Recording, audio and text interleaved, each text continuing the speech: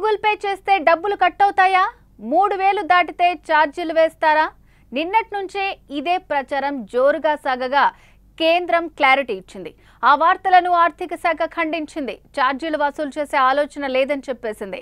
Digital లావాదేవీలను నిర్వహించడం వల్ల ఖర్చులు పెరుగుతున్నాయని బ్యాంకులు, చెల్లింపు సంస్థలు ఆందోళన వ్యక్తం చేస్తున్నాయి. దీంతో వీరికి సహకరించేందుకు మర్చెంట్ డిస్కౌంట్ రేట్లను వసూలు చేయాలని కేంద్రం ఆలోచిస్తోందని వార్తలు వచ్చాయి. యూపీఐ ద్వారా 3000 రూపాయల పైచిలుకు చెల్లింపులు జరిగితే ఎండీఆర్ ఛార్జీలను వసూలు చేస్తారని ఆ వార్తలు వచ్చాయి. 2020 జనవరి నుంచి అమల్లో ఉన్న జీరో ఎండీఆర్ విధానం కారణంగా యూపీఐ లావాదేవీలపై వ్యాపారుల నుంచి ఎలాంటి ఛార్జీలు వసూలు చేయట్లేదు. అయితే ఇప్పుడు లావాదేవీ విలువ ఆధారంగా ఎండీఆర్ విధించేందుకు చర్చలు జరుగుతున్నట్టు ప్రచారం జరిగింది.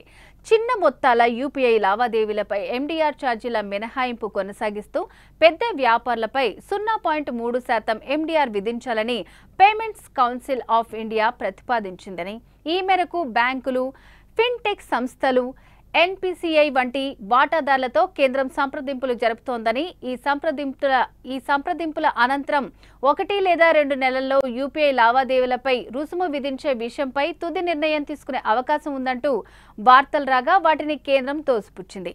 యూపీఐ చెల్లింపులపై ఎలాంటి ఛార్జీలు విధించడం లేదంటూ స్పష్టం చేసింది. యూపీఐ లావాదేవీలపై ఎండీఆర్ వసూలు చేయాలనే ఉద్దేశం గానీ, ఆలోచన గానీ లేవని కేంద్ర ఆర్థిక శాఖ పేర్కొంది. ఆ వార్తలు పూర్తిగా ఊహాజనితమని కొట్టిపారేసింది. నిరాధార సంచలనం సృష్టించే వార్తలతో సామాన్య పౌరుల్లో అనవసర భయాందోళనలు రేకెత్తించడం సరికాదని పేర్కొంది. యూపీఐ ద్వారా చెల్లింపులను ప్రోత్సహించడానికే ప్రభుత్వం పూర్తిగా కట్టుబడి ఉందని, ఆ విషయంలో ఎలాంటి ఆందోళనలు అవసరం లేదని భరోసా ఇచ్చింది.